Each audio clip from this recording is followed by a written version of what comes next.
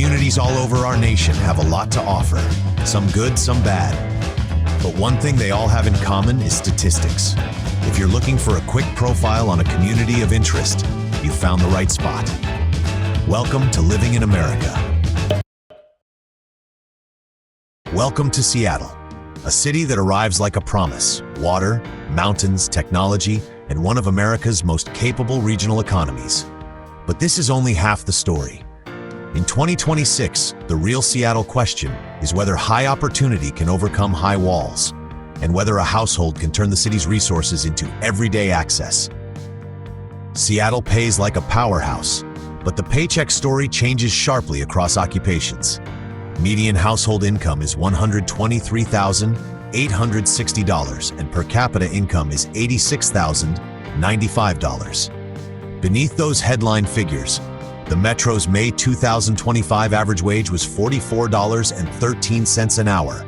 Computer and mathematical jobs averaged $72.96. Food service work averaged $24.41. Building and grounds averaged $24.39. Seattle's 2026 minimum wage is $21.30, among the country's highest local floors, yet it meets one of the country's most expensive housing markets.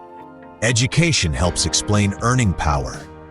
68.4% of adults hold at least a bachelor's degree. The city rewards certain skills well, while many essential workers solve the same rent, transportation, and grocery equation with far less room. Opportunity is substantial, but access to it is uneven. Seattle's tax headline sounds simple. Living with the full bill is not. Washington has no broad individual income tax, an advantage for many earners, although state capital gains and other targeted taxes still apply. Seattle's combined sales and use tax rate is 10.55% in the third quarter of 2026, so routine purchases carry a noticeable load. Electricity is a relative bright spot. Seattle City Light's representative residential energy rate is 13.38 cents per kilowatt hour. That does not erase pressure from housing, food, childcare, insurance, and services. Regional price data place the Seattle Metro above the national average. Do not judge Seattle by one tax slogan or national index. Build a budget around your rent or mortgage, commuting pattern, family size, and taxable spending. The city can deliver strong earnings, but it demands precision from the money that remains. Seattle housing has cooled a little, but the entry price is still formidable. Zillow's June 2026 measure put the typical Seattle home value at $856,052, down 2.2% year over year, with average rent at $2,224. Census measures use a different window. For 2020 through 2024, median owner value was $938,600, median gross rent was $2,030, and owners with a mortgage faced monthly costs of $3,505. Home ownership was 43.7%. The figures are not contradictory. One tracks a current market index, while the other describes resident experience. Seattle's One Seattle plan took effect in January 2026 and expands the framework for future growth. That creates capacity, not instant homes or affordability. Buyers may gain negotiating room when values soften, while renters must test commute savings against neighborhood premiums. The better question is not, is Seattle cheap now, but which trade-off buys access without breaking the budget? Seattle's latest crime trend improved, but a citywide percentage cannot describe every block. Seattle police reported overall crime down 18% in 2025. Homicides fell from 58 to 37, a 36% decline. Aggravated assault was down 8%, stolen vehicles 24%, car prowls 7%, and burglary 18%. Those are meaningful improvements. That direction matters for residents. They are also agency-reported citywide totals, not a promise about any address, transit stop, or hour. A relocation decision should combine the city trend with current neighborhood reporting and visits at the times you would travel. Look at lighting, pedestrian activity, building access, parking habits, and the route between home and transit. Seattle entered 2026 with a substantially better reported trend, while personal risk still depends on location, routine, and exposure. Seattle's weather is gentler than its reputation, but the gray season is real.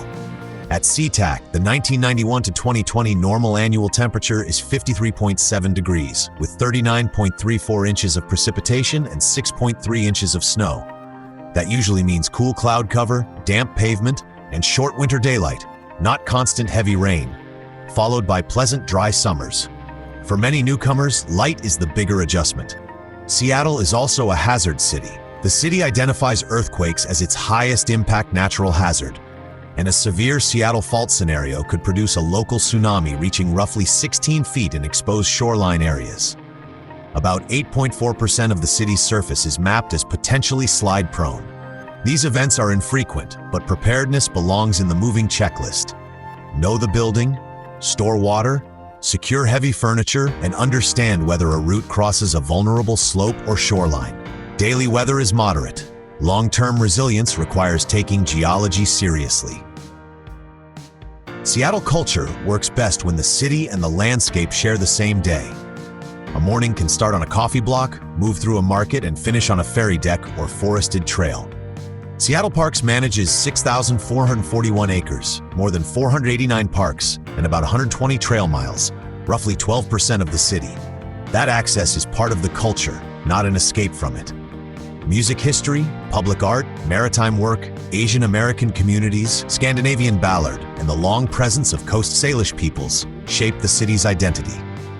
Culture is also neighborhood-scaled. Food, festivals, shops, and gathering spaces change quickly from Capitol Hill to Columbia City to Ballard. Seattle can feel reserved at first. Its most convincing version appears through repeated participation, showing up, joining routines, and letting place make the introduction. Seattle is highly educated, yet family decisions still come down to the specific school.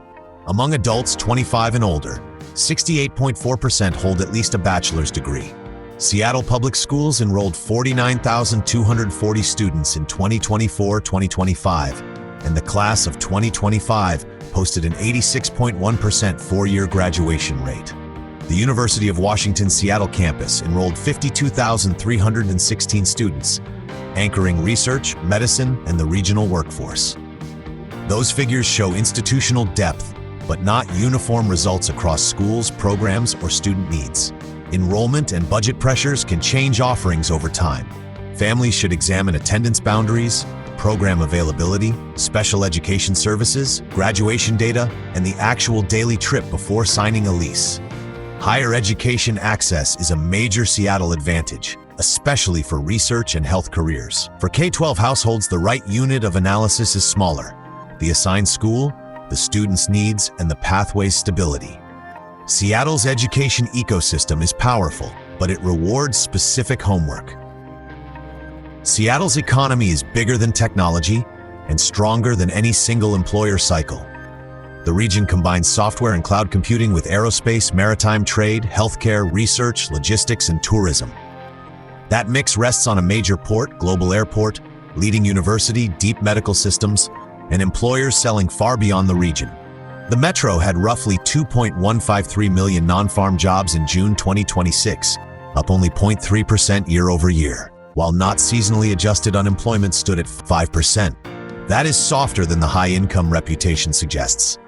It does not erase long-term capacity. It raises the value of timing, skills, and a signed offer. The port connects cargo, cruises, aviation, and industrial work, while innovation extends into clean energy, life sciences, and advanced manufacturing. Seattle is an economic system, not a tech monoculture. The platform is formidable. Entry can still be cyclical, competitive, and expensive while you wait for the right opening. Seattle's medical bench is deep. Reaching the right care can still require planning. Harborview is Washington's only designated Level 1 adult and pediatric trauma center and the state's only verified burn center. Seattle Children's reported 600,680 patient visits and 423 licensed beds in fiscal 2025. The broader system includes major academic, nonprofit, and specialty providers tied to research and training. Institutional prestige, however, is not the same as household access. Among Seattle residents under 65, 4.7% lacked insurance in the latest census profile, while insured patients still face network rules, delays, and cross-city travel. A move should trigger 4 checks: primary care availability, the nearest urgent and emergency options, specialist coverage, and the route when care may be needed.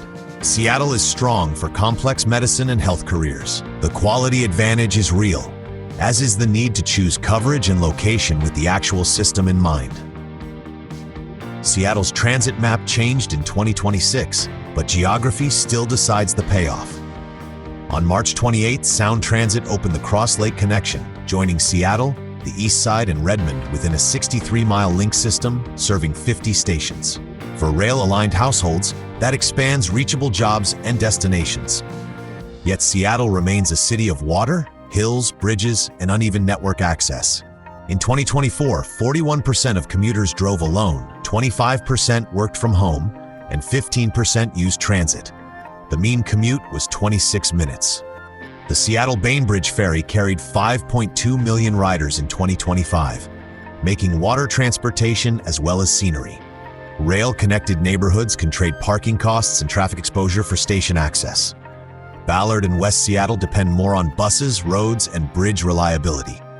Test the actual trip, including transfers, hills, late-night frequency, and the final walk. Seattle's network is more capable now, but not equally convenient from every address. In Seattle, choosing a neighborhood means choosing how you want the city to connect. Capitol Hill offers dense daily needs, nightlife culture, buses, and link.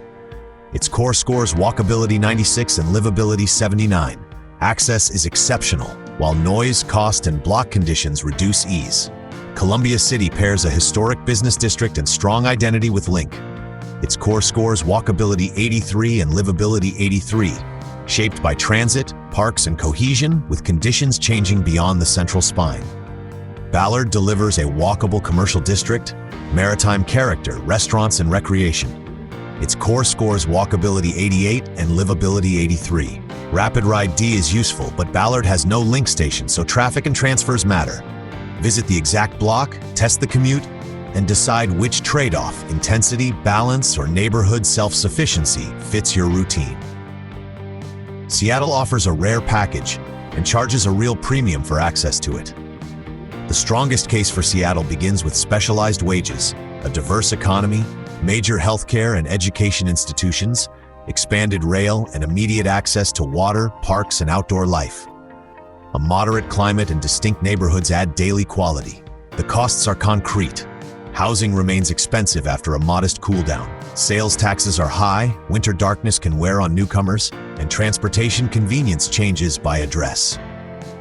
Property crime and visible disorder shape some routines, despite a better 2025 citywide trend. Earthquake preparedness belongs in responsible ownership or renting. Seattle works best for households arriving with a realistic housing plan, income matched to the market, and a neighborhood chosen around actual trips. If those pieces align, the premium can buy exceptional capability and lifestyle. If they do not, the city can feel expensive, fragmented, and harder than the skyline suggests. Thanks for watching this deep dive into Seattle, Washington. If you're interested in cities like this, don't miss the next breakdown. Subscribe and keep exploring. This is Living in America, and I'll see you in the next city.